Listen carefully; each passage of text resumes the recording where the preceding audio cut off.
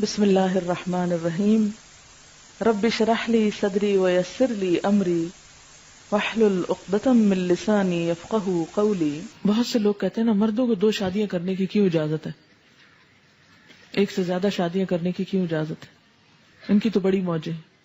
لیکن یاد رکھیں کہ جو شخص 1 سے دوسری شادی کرتا ہے نا، اس کی سب موجیں ختم ہو جاتی ہیں۔ دنیا میں اگر بظاہر موج نظر بھی آتی ہے تو آخرت کے اعتبار سے سخت پکڑ کا اندیشہ بھی ہے، کیونکہ اس پل کو پار کرنا انتہائی مشکل کام ہے۔ بسا اوقات ایک بیوی کے تقاضے پورے کرنا مشکل ہوتا ہے، اس کی ضروریات، اس کے بچوں کو دیکھنا، تو 2 سے تو ذمہ داری دگنی ہو گئی، تو جان آسان کہاں ہوئی اور پھنس گئی۔ تو اللہ نے عورت کو اگر نہیں اجازت دی تو بڑا سکھ ہے اس میں۔ سوچیں، ایک شوہر کو خوش کرنا آسان نہیں، کہاں اگر 2 یا 4 شوہر ہوتے تو کس کس کی مانی جاتی۔ یہ ہنسنے کی بات نہیں، یہ تو رونے کی بات ہے اس کانسیپٹ پہ، کیونکہ بہت سی عورتیں یہ اعتراض کرتی ہیں یہ تو ظلم ہے، جینڈر ڈسکریمنیشن ہے، مردوں کے لیے تو 4 شادیاں ہیں اور عورتوں کو تو بس باندھ کے قید کر کے رکھ دیا گیا ہے۔ اسی قید میں آزادی ہے، اسی قید میں بھلائی اور خیر خواہی ہے۔ اگر پریکٹیکلی یہ رکاوٹ نہ ہوتی، اوروں کو روک کے نہ رکھا جاتا اور آزادی دے دی جاتی تو عورت کا قیمہ ہو جاتا۔ اگر 1 سے زیادتی ہو جاتی ہے تو معافی مانگنے میں، منانے میں دوسرے کو، روٹھے ہوئے کو، اور نہ سمجھا کریں، آپس ہی کا معاملہ ہے۔ جیسے غصہ آ گیا نا، ایسے ہی صلح کرنے میں بھی دیر نہیں کرنی چاہیے۔ صلح کر لو، آپس میں اتفاق کر لو۔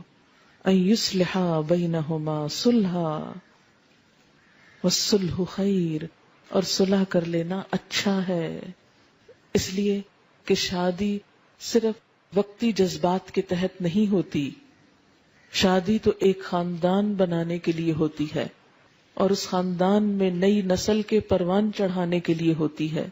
انسانیت کی تعمیر اور تربیت کے لیے گھر بنایا جاتا ہے۔ اس لیے انسانوں کی بھلائی، آئندہ نسلوں کی بھلائی اس میں ہے کہ آپس میں بنا کے رکھیں، ایک دوسرے کی عزت کریں، ایک دوسرے کا خیال کریں۔ یعنی نہ تو مرد چھوٹی چھوٹی بات پہ آپے سے باہر ہو، اور نہ عورت چھوٹی چھوٹی بات کو بہت محسوس کرے، وہ بھی اس کا مزاج سمجھنے کی کوشش کرے۔ والصلح خیر، اور صلح بہتر ہے۔ اور صلح کب ہوتی ہے؟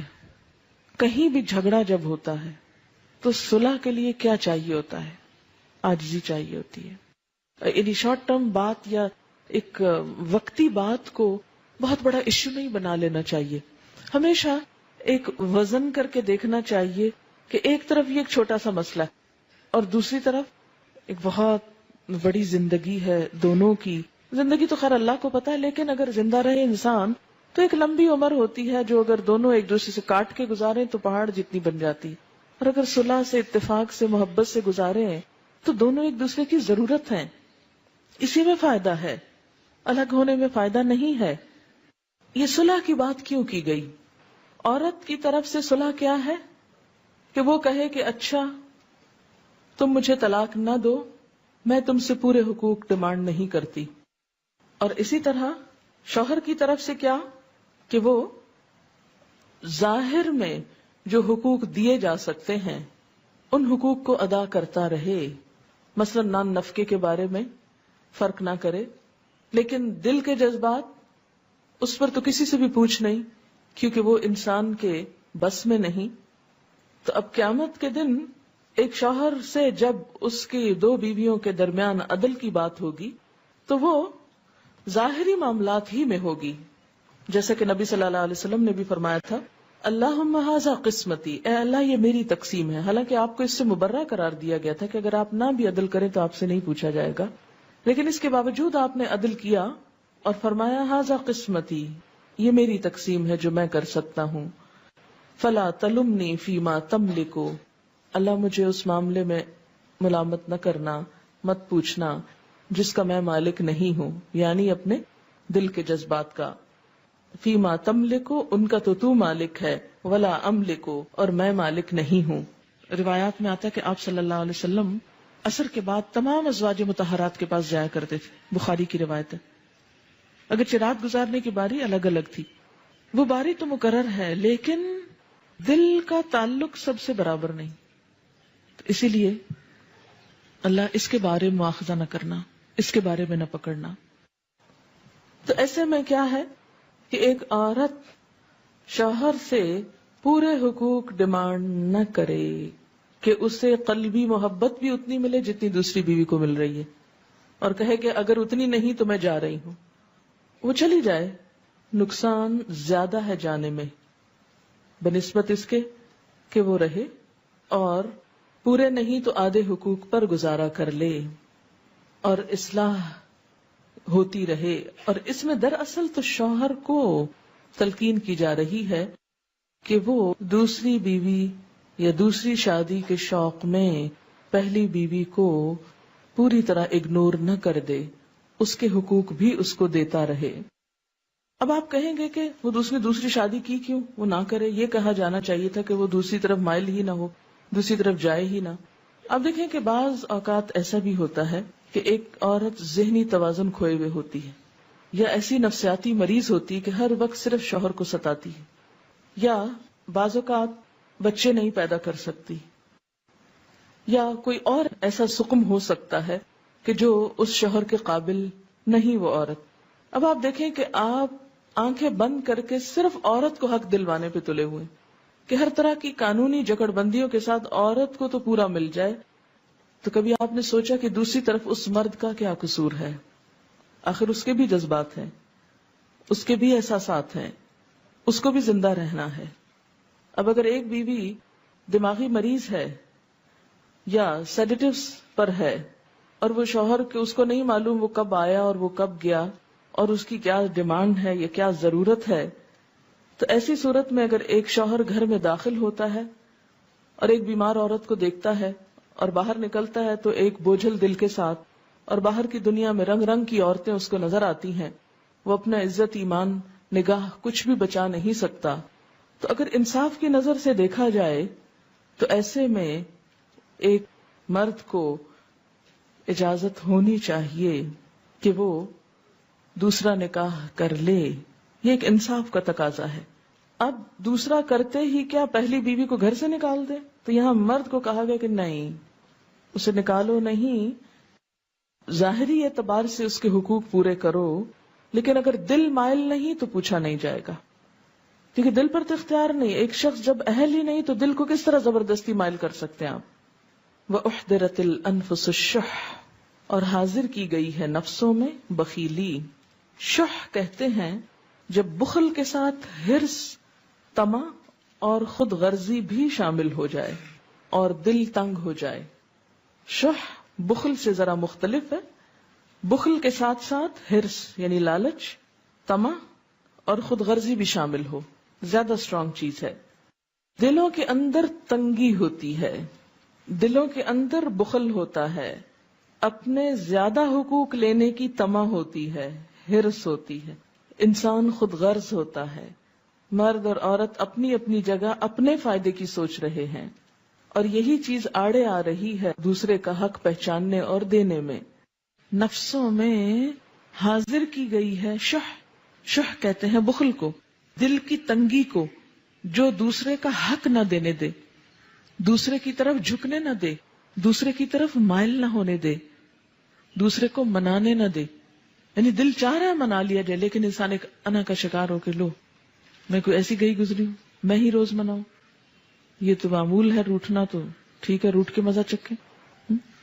چلے ایک دو دن تو کسی کو مزہ چکھائیں، لیکن بہت لمبی ڈال لینا اور کئی کئی مہینوں اور کئی کئی سالوں پہ اور ایک ہی گھر میں رہتے ہوئے بول چال بند، ایک دوسرے کی شکل دیکھنا گوارا نہیں، ایک دوسرے کے ساتھ زیادتی، وہ اس کو موقع ملا وہ اس کے اوپر کیچڑ اچھال رہا، وہ اس پہ اچھال رہی. حالانکہ اللہ تعالیٰ نے دونوں کو ایک دوسرے کے لیے کیا قرار دیا؟ ہن لباس لکم وانتم لباس لہن، وہ تمہارا لباس ہے، تم ان کا لباس ہو. یعنی شوہر بیوی کے لیے کیا ہے؟ اس کا لباس ہے. اگر بیوی اس کی برائیاں کرتی ہے، اس پہ چھینٹے پھینک رہی ہے، اس پہ کیچڑ اچھال رہی ہے، تو وہ اپنا لباس داغدار کر رہی. اور اسی طرح بیوی کیا ہے؟ شوہر کا لباس ہے، اس کی عزت ہے، وقار ہے، اس کا سکھ ہے، چین ہے، زینت ہے. اور اگر وہ دوسروں کو بھری محفل میں بیٹھ کے اس کی برائیاں کر رہا ہے، لوگوں کے سامنے اس کو بدنام کر رہا ہے، تو اس کا نہیں اپنا ہی بگاڑ رہا ہے، اپنے اوپر کیچڑ پھینک رہا ہے. تو اس معاملے میں دونوں ہی کو احتیاط برتنے کی ضرورت ہے. والصلح خیر، بنا کے رکھو، اسی میں بھلائی ہے، اسی میں عزت ہے، اسی میں بچوں کا مستقبل ہے، اسی میں دین ایمان کی عزت و عصمت کی حفاظت ہے، اسی میں خاندان والوں کے لیے بھی سکھ اور چین ہے. لیکن انسان کا نفس اس بات پر کم آمادہ ہوتا ہے اور صلح یا منانے کی چھوٹی سی قیمت نہیں دیتا، لیکن اختلاف کی، ناراضگی کی بڑی سزا بھگتنے کو تیار ہو جاتا ہے. یہ دل کی تنگی کی وجہ سے ہوتا نا. کچھ عرصہ پہلے میرے پاس ایک کیس آیا، ایک خاتون اچھی خاصی ایجڈ تھی، کہنے لگی 30 سال ہو گئے ہماری شادی کو اور میرے شوہر نے مجھ کو طلاق دے دی ہے اور میرے بچے جوان ہیں. مجھے دیکھ کے یقین نہ آئے کہ یہ اتنی سوبر سمجھدار خاتون، اس کے ساتھ یہ معاملہ کیسے ہو گیا. کہتی کہ بات کچھ بھی نہیں تھی، روزہ کھلنے کا وقت تھا اور بارش ہو چکی تھی، تو شاید افطار کا سامان یا کچھ اور لینا تھا، تو بچے اپنے بھی اور شاید بھائی کے بھی وہ گاڑی میں چلے گئے اور گیلی جوتیاں لے کے کیچڑ والی دوبارہ گاڑی میں بیٹھ گئے.